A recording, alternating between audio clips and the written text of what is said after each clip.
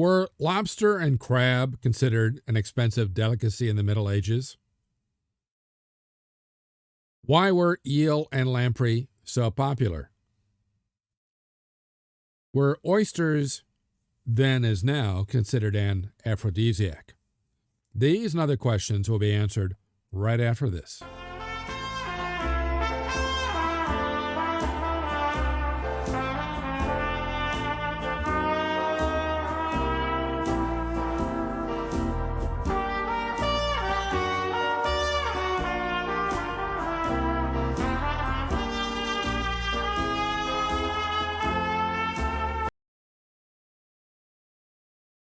I'm Professor Jerome Arkenberg, and I have been teaching a wide variety of history courses at colleges across this country for the past 30 years. In this video, I'm going to tell you about the kinds of seafood available in medieval Europe, how seafood was classified according to humoral theory, according to medieval physicians, the medicinal benefits and dangers of eating seafood, and, according to medieval nutritionists, how and when seafood should be eaten and why. But first, make sure to click like, share, especially subscribe, and also that little bell thingy, so I can continue to bring you more great videos just like this one.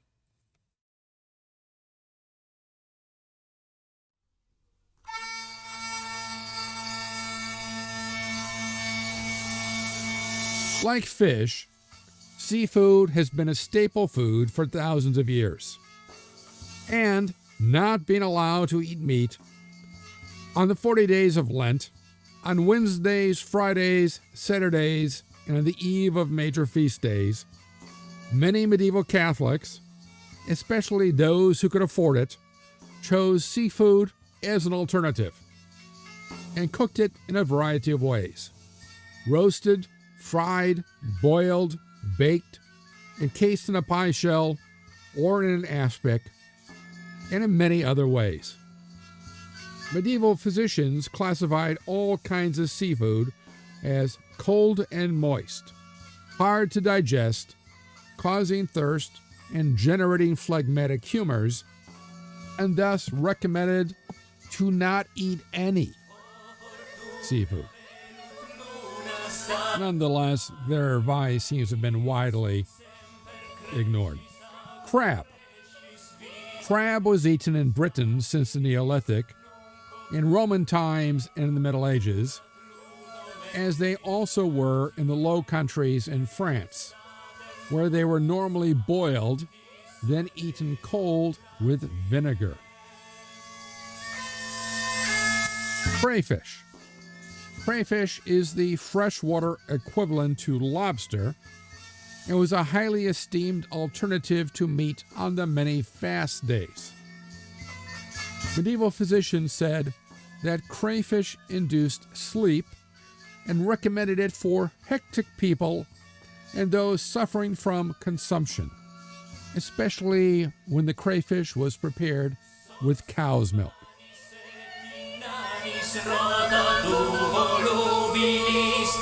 Eels were eaten in great quantities in medieval Europe, especially during Lent, with eel traps found in many rivers and streams. Eels could be eaten fresh, salted or smoked, in a variety of pies, paste, and jellies, sometimes roasted on a grill or wrapped in dough and fried. But many physicians rejected it as terribly harmful to the body's humors. Lamprey. Lampreys were eaten by the wealthy across medieval Europe, especially on meatless days, often cut in pieces and roasted on a grill or pickled in vinegar. Classified as cold but less moist than eel, lampreys were generally considered nutritious, but, according to medieval physicians, unless prepared with salt and pepper, they were thought harmful to those with weak and moist stomachs.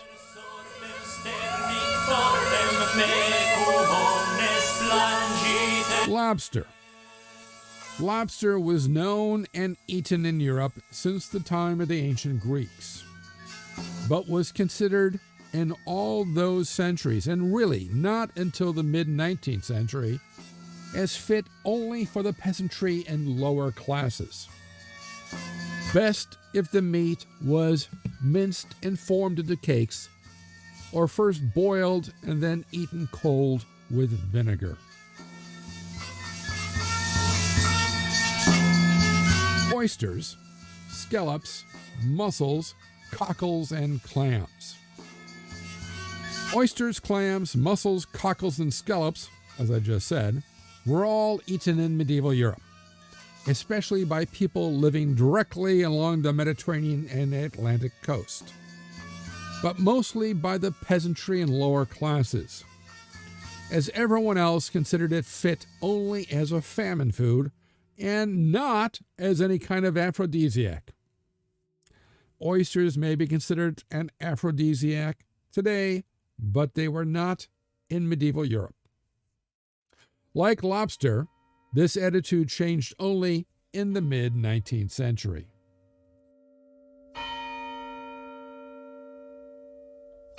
Shrimp. Shrimp has been eaten by coastal dwellers in Europe since the Neolithic, and both the Greeks and the Romans enjoyed it more so than lobster, preparing it in many different ways. In the Middle Ages, shrimp was first boiled, then eaten cold with vinegar. Snails and frogs. Snails and frogs were consumed in medieval France and Italy, but not elsewhere. And since both were classified as fish by the Catholic Church, they were acceptable food on the many meatless fast days.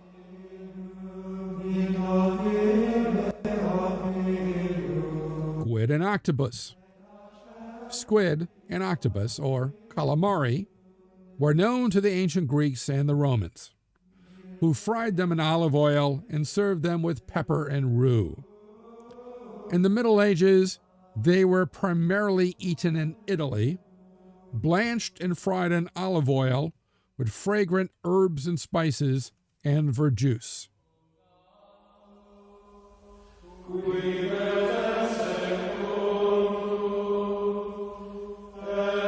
So, let me know what you liked about this video and what other historical topics or subjects you'd like to see in future videos in the comments below. Be sure to click like, share, and especially subscribe, as it will help me bring you more great videos. And remember to click on that little bell thingy so you'll know when the next History Waits for No One video is posted. If you want to know more, there are recommended studies on this topic in the description below, along with other ways to connect with me. Thanks for watching, and I'll see you in the past.